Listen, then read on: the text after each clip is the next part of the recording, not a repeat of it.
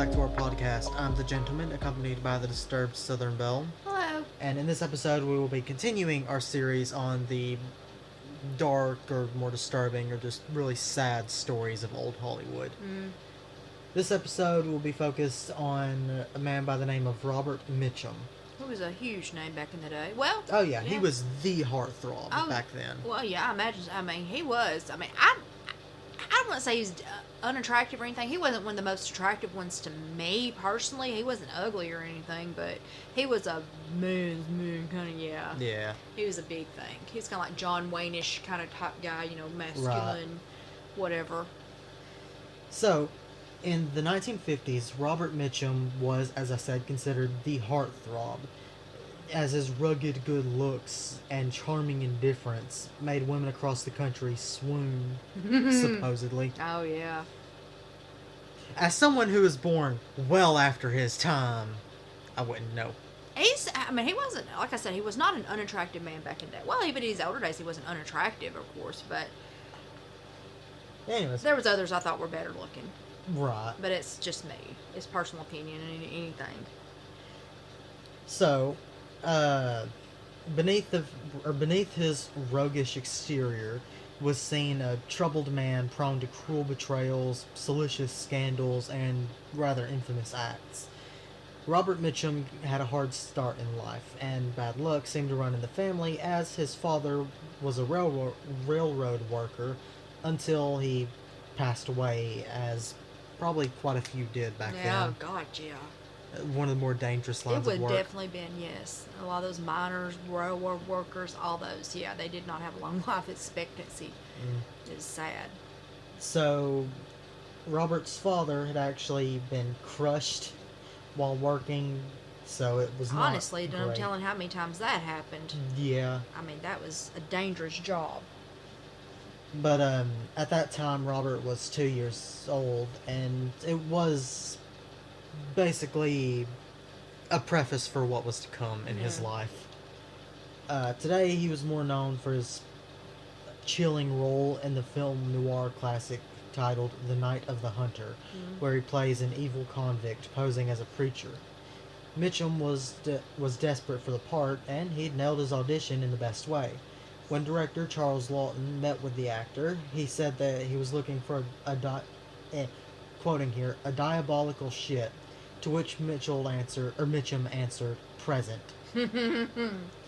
So, for all that he was handsome, or a handsome, winsome Hollywood star, Mitchum was a one-woman kind of guy, sort of. Which is rare. Yeah, Quite rare for that time. Very rare, Well, especially hell, for Hollywood, current especially, yes, but definitely. It is rare. So, he'd met a woman named Dorothy Spence when they were just teenagers. The two got married in 1940, and shortly after, Mitchum's acting career took off. They actually stayed married until Mitchum's passing in 1997, which is, oh my god, That's I think that's amazing. the first one we've covered That is amazing. that has only had one One wife. marriage, yeah. Yeah, that is amazing. That is definitely And amazing. this is a guy. Yeah. Yeah, usually they're at least two to three at the very least. Sometimes, much more, but yeah. By the way, for clarity, I'm not saying that guys are more prone to cheating, just back then, exceptionally so. It seemed like it was more, yeah, and it was more acceptable too, to some extent. Which is weird. Yeah, it is. Like, I don't even mean, like, just based off of modern society. It's just weird to think about. For it being acceptable for anyone to be unfaithful. I don't go so far as to say it's acceptable, but it just seemed like people turn more of a blind eye to some of the things that men did per se as to women. Yeah, potato. Yeah, in some cases. So, Anyways, Mitchum was practically addicted to Dorothy, and he proposed to her soon after they started going steady. His proposal was legendarily bad. According to the actor himself, the night he asked her to marry him, I'm quoting here, I took one look at her and said, this is it. I will be back for you. Stick with me, kid, and you'll be farting through silk. End quote. Which, Jesus Christ. that's a good proposal there. Stick with me and you'll be Absolutely. farting through silk. I think I'm gonna steal that. Sure. Oh my gosh. I've never heard of a better proposal. No, that's a good one. I'm going places. Could have said that as well, but no. You'll be farting through silk. Oh God. Jesus. Anyways, with his rugged good looks and patented demeanor of ennui, Mitchum was quite the hit with the ladies. He must have had the monk's self-control then to remain faithful to his wife, as some would think. However, they would be wrong. Mitchum actually did have many affairs. While he did remain married to Dorothy throughout his life, he was not faithful. So he was a one man in that only got married once. Yes. So that's where the sort of came in. Okay, gotcha. Yes. Anyways, there was always one thing that she could always hold over his head.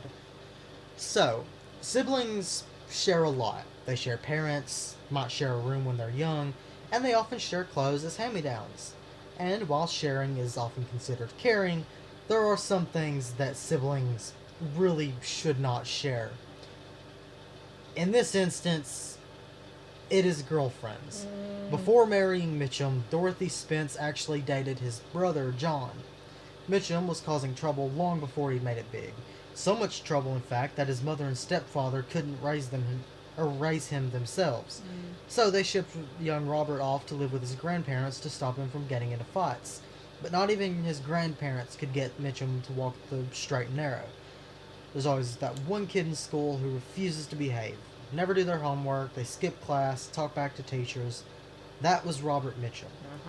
Except the star took it to the next level, because, believe it or not, Mitchum once even got into a fist fight with his school principal. Jeez Louise. Finally earning himself an expulsion. I kind of respect that a little bit. Depending on the guy, I don't even care about what, like, if the principal deserved it or not. To have the balls, do it, to yeah. pick a fight with your principal. That is saying something, yeah. That is just a whole nother level of not giving a damn. It is. You're right. Very much so. Anywho, Mitchum was famous for his quote-unquote bedroom eyes and chiseled cheekbones. But while some old Hollywood stars would go under the knife for those features, Mitchum actually came by his looks honestly. He attributed his signature appearance to his past as a professional boxer and to his lifelong struggle with insomnia. So Mitchum had always loved the bottle, but his party animal persona on the set of The Big Sleep went from disturbing to absolutely terrifying. As while on the clock filming, Mitchum was trying to impress his fellow rebellious co-star Oliver Reed and somehow managed to down an entire bottle of gin in a mere 55 minutes. In 1968, Mitchum almost suffered the same eerie fate as his father, while starring in Five Car Stud alongside fellow roguish entertainer Dean Martin. An enormous camera came crashing down around Mitchum during a scene. His response was legendary. In true Mitchum style, the star leisurely stepped aside to evade his date with destiny. That must have been such a badass thing to see. Yeah, just kind of like steps as it's aside, falling, he just kind of steps to the side, yeah. just all nonchalant. Yeah, just like it didn't even bother him. Yeah. Jesus. Anyways, So I guess that's where he got that sort of bad boy-ish masculine persona from, though. Right. So he kind of did it anyway. Whether or not he actually had that, I can't imagine that would not at least scared you. I would have hollered at the very least, I'm sure. If I saw a freaking stage light about to kill me, I'd probably jumped out of the way and at least, oh my gosh, something. Yeah, but whatever. Okay. So, in those days, working actors sleeping in their cars before their big break was a rather common tale. But Robert Mitchum had them all beat. After getting expelled from yet another high school as a teenager, Mitchum became an actual hobo. The rebel freight hopped his way across the U.S. and arrived in Georgia with just $38 to his name. Ever the nonconformist, Mitchum absolutely despised authority in all its forms, and he spitefully called all officers the Fuzz. His bitterness came from great trauma, as when he was a teenage wanderer, an officer detained him in Georgia for vagrancy and forced him to work in a chain gang. So, okay. So basically, he felt like he had disdain for all officers after that, just because Yes. of one bad experience. Gotcha. So, when Mitchum appeared in court to fight his charge, he found out he'd walked into a brutal trap. The officers had also charged him with a burglary that had happened on Wednesday night. Well, he actually saved himself with a courtroom mic drop. He informed the judge he couldn't have done it at that time, as he'd been in the slammer on those vagrancy charges. Yeah, I like that. Yes. I like it when people are being crooked and get caught on it. That's good. Absolutely. Now, if you actually did it, that's one thing. But if you didn't do it and they're just trying to pin it on somebody, that's saying you're not even trying to do your job. You're just going to pin it on someone just to get it off the books. Yep. Nope. So, though he narrowly escaped one charge, the judge still sent him down to the chain gang for an indefinite sentence. For vagrancy. Yeah, vagrancy. I mean, if he was just like hanging out just because he didn't have anywhere to go and he wasn't bothering anybody, I never don't understood get vagrancy. that. I mean, now if he's like bothering people kind of thing to the point where it's, you know what I'm saying, there's different levels of what you can be doing. Well, that's being a public nuisance. Well, that's its own charge. Yeah, you know, that's what I mean, though. That's what I'm saying. There's different levels of what you can do. But, I mean, just being somewhere because you don't have a home, so to speak, just existing, but you're not bothering anyone and you're kind of off to yourself, then no, I don't really get that. If you're Right. literally doing nothing else. So that in and of itself is another thing I don't understand. Like, people who don't have a home, okay, they have to live like hobos. They don't have a home. They're just Right. hopping their way from place to place. Usually, yeah. Why are they in trouble for that? It's not something necessarily that they can control. I think it's probably more to it than that. I'm thinking probably, now I'm not trying to pin and make people say, but a lot of them, I think they probably feel like they're more likely to steal and do things like that. Now, whether or not they actually do, I think Yeah. that's part. And some of them may do because they have no other choice. I don't know. I'm thinking that, so they just make that up just to kind of get them to move along before they start doing more. But even still, you don't know. It's not exactly fair. It's not, but yeah, I'm assuming that's kind of what it leads to, and a lot of them may be drug addicts and different thing. I would assume that's what it is. It's just sort of something to kind of get them to move along, or get them out of the way. You know what I'm saying? Get them off the street, basically. Yeah. But anyways, back to the story. He was sent down and actually sent to the chain gang for an indefinite sentence for vagrancy. Goodness. However, as this is Robert Mitchum, he did not play nice. He fled the punishment within days and even dodged the bullets the guards were firing at him as he escaped. Good grief.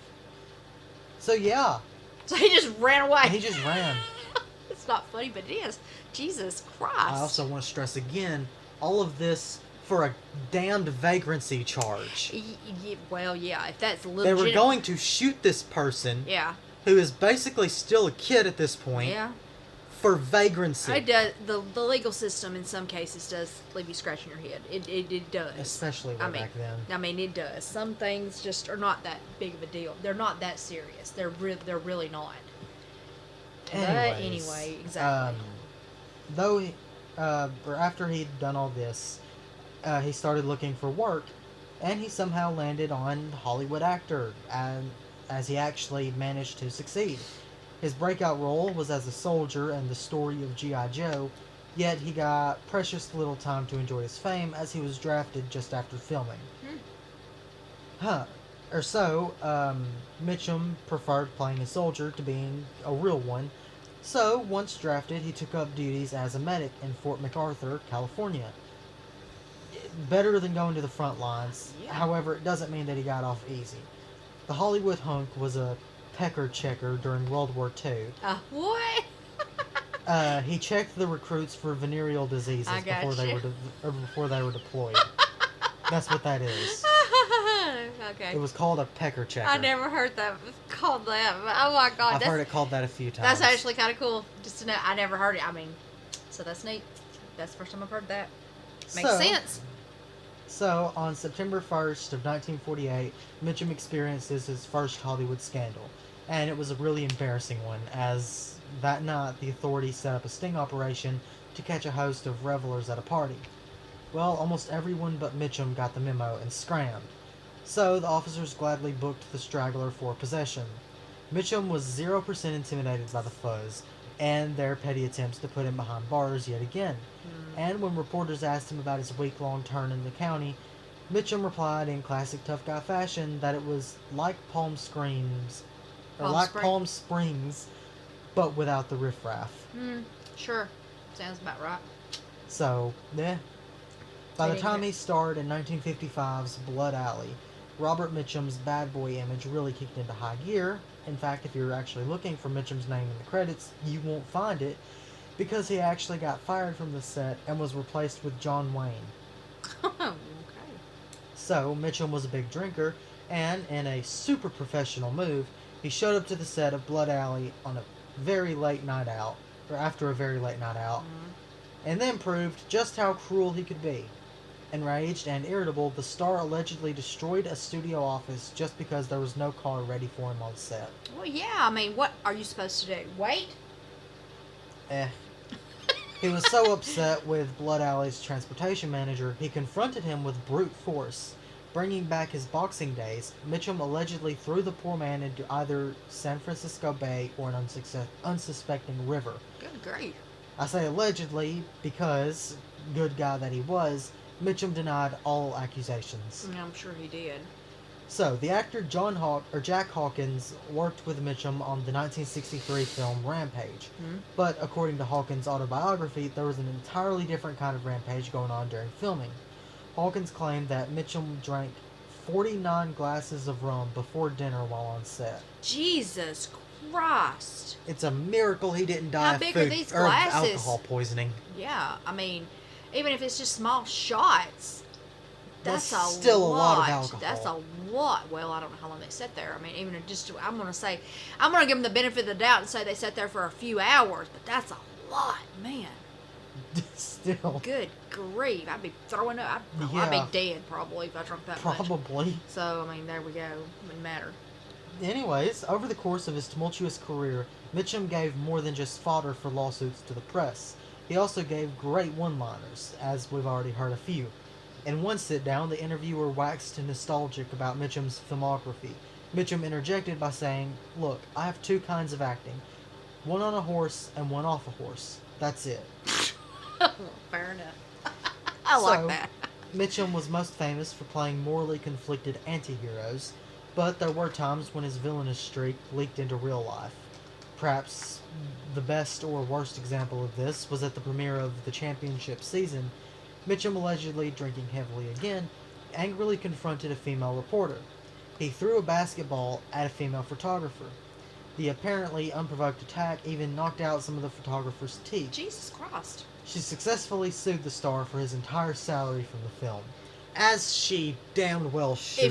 If she literally wasn't doing anything wrong, like no paparazzi kind of, aggressive, no, just there taking pictures, no, he shouldn't be acting like that. That's sickening. Also, for context, a little personal opinion here, I think it should be legal to slap the fucking paparazzi. In some instances, yes. If they're being way too aggressive. Some of them, they're just it's sickening watching. It should be considered assault. I've seen some of them. It literally made me sick, the things they were saying to people. I mean, even Absolutely. people I didn't even like. It's just, ugh. These are still people. Good grief. Just, no. Well, some of them. You know what I mean. Some of them are subhuman. And it's okay to bother them. You know what I'm saying. Just, those are not the ones they usually care about, though. No, it's not, which is very ironic. Yeah, exactly. But anyway. Back to the important story. While some actors take their craft very seriously, they inhabit the minds of the characters they portray on the screen, even when the cameras aren't rolling. These actors are not Robert Mitchum. According to Mitchum, his job as an actor was to show up on time, know his lines, hit his marks, and go home. Fair enough. Mitchum was famous among his colleagues for marking his scripts with the mysterious notation NAR, which had an absolutely hilarious meaning. Apparently, Mitchum put it in to remind himself that there was no action required. Okay. Some critics have said that this is a testament to his brilliant naturalistic skills. Sure. There was a good reason for Mitchum's nonchalance, as it came to reading through his script, or when it came to reading through his script lines. You see, the chronically apathetic actor may not have had to work so hard to remember those lines. According to some, Mitchum had a photographic memory. It doesn't help explain why he was so convincing on screen, though. Yeah, true that though. Whatever anyone might say about Mitchum's acting, according to him, none of them really knew what they were talking about. One of Mitchum's great quotes, and there are so many, was Mitchum making a little self-deprecating joke. Quoting here, "They think I don't know my lines. That's not true. I'm just too drunk to say them." End quote. Well, okay. So by 1970, Mitchum was at the top of the Hollywood food chain and a bona fide legend. But he was hiding a dark secret. After suffering many personal and professional setbacks, the star was seriously contemplating taking his own life on the set of his next film, Ryan's Daughter. Oh my goodness. He even had it all planned out. When Mitchum's friends and screenwriter Robert Bolt heard about his pal's plans to end it all, he tried to save him. It's just that he did it in a very bizarre and inadvisable way. Bolt played tough love and told Mitchum he could go ahead, but only after he finished Ryan's Daughter. Bolt even offered to pay for the burial if Mitchum helped out. Thankfully, Mitchum never called his bluff. Oh my gosh. Mitchum's scandals did not stop when he got older. They really just got worse. In a 1983 interview with Esquire magazine, the reporter asked Mitchum if the Holocaust occurred. The star's answer was unsatisfactorily, quoting here, "So the Jews say," end quote. Mitchum later made nice for his naughty comments by apologizing profusely as well as giving more context. Mitchum had a long career, much of it very visible in the tabloid headlines of the time. Apart from his actual detainments, the Hollywood bad boy developed a real rap sheet of scandals. But the star wasn't about to shy away from his actions. Of his scandals, Mitchell said, quoting here, "They're all true. Booze, brawls, broads, all true." End quote. Fair enough. At least he don't back away. He just says At least straight. he's honest. At least he just says, "Heck with it. Yeah, it happened. I did it. There we go." Like it or not. To be fair, though, that also probably played into the role he wanted to Sure. paint himself in as the Exactly. bad boy. He does want to be that kind of masculine, just don't give a crap kind of guy. Yeah. Right. Anyways, playing in the dirt, basking in the warm California sun, growing fruits and vegetables, it all sounds nice. Or does sound nice. But what if I told you that was prison? Robert Mitchum spent 43 days working at a farm as part of his 1948 sentence for possession of marijuana. With the star even getting photographed in his state-issued jumpsuit for Life magazine. Which is kind of funny. Very much so. For countless millions, Mitchum's fans and his off-screen escapades have been a source of entertainment. Or films, not fans. With classics like 1962's Cape Fear and 1966's El Dorado. I saw him in Cape Fear. Now that's actually a pretty good movie. They did a remake of it, but there was the original. Both of them are actually not that bad. I think I may have seen the remake a long time ago. Yeah, you may have. It's like got Robert De Niro in it, I think, and I can't think of who else in it. But I anyway, probably did. yeah. But the original one's not bad either, ironically enough. Mitchum has dazzled audiences, just not himself, as with his patented brand of cool indifference, Mitchum once said, quoting, "Movies bore me, especially my own," end quote.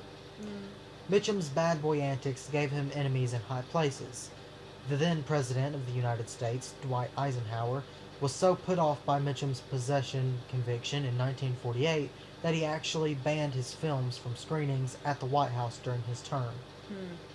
Everybody likes you when you're famous. And in 1975, Mitchum's former high school, the one that expelled him for punching the principal, Right. contacted the established star and offered him his diploma at long last, if he attended their graduation ceremony. Mitchum's response was a massive hell no. Okay. The degree got mailed to him anyways. Oh, well, alright then. You can also add Mitchum to the incredibly long list of stars who did a stint at a rehab center. Mitchum attended the Betty Ford Center in 1984 for his drinking. It was unclear if the stint cured him of his addiction or not. So, Yeah, there we go. The Caribbean is a culturally rich and diverse region that has produced some huge musical talents. Bob Marley, Rihanna, Sean Paul, Shaggy, and Robert Mitchum. Mitchum recorded a calypso album after filming Heaven Knows Mr. Allison Oh my god, in really? 1957 in Tobago. Yep. Okay. While lyrically adept, Mitchum's affected Trinbagonian accent was cringeworthy. I imagine so. Jeez. Oh my, I never knew that. Oh my gosh. I'm gonna have to try to find that. That sounds Yeah, interesting. it does. Mitchum's foray into the music world was not totally problematic, somehow. After dropping his fake Trinidadian accent, Mitchum next affected a country twang. Mitchum's country songs were far more successful and even actually charted. To his credit, he did have a great singing voice, even if crazy. he was butchering whatever accent he was doing, or trying to do at least. Why would he go Caribbean? I mean, that just seems so silly. But whatever. Okay. Yeah. Sure. Wow. So, before he made it in Hollywood, Mitchum had to do odd jobs to make ends meet. But these were no regular office stints. While still a teenager, Mitchum suffered through working the coal fields in Pennsylvania. To make matters worse, he had claustrophobia and was constantly sick. Obviously, this was far from his only horrific workplace experiences. The, vagrancy thing, I'm not gonna let that go. That actually kind of makes me mad. Such a small charge I know. for an indefinite sentence. I know. Jesus Christ. Anyways, life on the road or on the railway tracks wasn't easy for Robert Mitchum. Sometimes the runaway just wanted a place to rest. When that happened, he came up with an ingenious plan. When he just needed a warm place to sleep, Mitchum would turn himself into the authorities and ask for a cell to get some shut-eye. For all his tough guy image, Mitchum was a surprisingly sensitive man. He frequently wrote poetry, and during his early years of train hopping, he confessed he often cried himself to sleep, thinking about how worried his mother must have been about him. At the beginning of World War II, Mitchum took on what was possibly his worst job yet, and the consequences were devastating. He started working at Lockheed Aircraft Corporation as a machine operator, but the noise from the machines was so loud it actually permanently damaged his hearing. Eventually, the stress of the job threw the outward gruff, inwardly sensitive Mitchum into a total nervous breakdown. This wasn't just a little case of overwork either, as Mitchum suffered from stress-induced blindness for a time. Goodness gracious. That's pretty bad. That is. Fortunately, he did regain his vision so that he could see all the movies that he was about to make. They call it like hysterical blindness or something like that, I think. I think so. Sort of technical term for it. So, by 1997, the aging Mitchum's health was finally failing after a lifetime of making less than stellar decisions about his body. The American legend passed on July 1st of 1997 at the age of 79. Well, Now- pretty good. Yeah, I mean, he lived longer than most, He I did. imagine. He definitely did. To have lived in the Hollywood era and been a heavy drinker and stuff, yeah. So, never one for frills or falseness, Mitchum requested a simple cremation and strictly forbade his wife Dorothy from giving him any kind of memorial. Mitchum had some strange personal habits, but his obsession with his chest hair really takes the cake. And as a young buck, Mitchum was so proud of his chest hair that he refused to shave it for shirtless scenes, even though clean cut was the look of the time. Then, just to ensure that no director would even think to ask him to go shirtless, Mitchum got himself a potbelly. Oh, wow. Just so he wouldn't have to shave his chest hair. Yeah. Oh, my gosh. Oh, well. So, legendary actress Katharine Hepburn didn't suffer fools, and she didn't suffer Robert Mitchum. While on set, once she got annoyed at his lackadaisical efforts and yelled, "You can't act, you know you can't act, and if you hadn't been good looking, you would have never gotten a picture." In response, Mitchum simply shrugged his shoulders. That sounds about right. Yeah, That sounds about right. He just did not seem to care what anybody thought about him. I don't think he cared about anything. He didn't sound like it, which, I mean, I guess that's the way to live life. I mean, screw it. Absolutely. If you can get away with it, a lot less stress involved in life if you could just sort of just be like, well, whatever, people. But that's it for this episode. And It was an interesting one, it to say the definitely least. was. He had some interesting thing. That wedding proposal, mwah, icing on the cake, I'm telling you, or marriage proposal, same difference, but still, my goodness. We hope you enjoyed that segment. Don't forget to like, follow, and subscribe. And don't forget to Stay disturbed.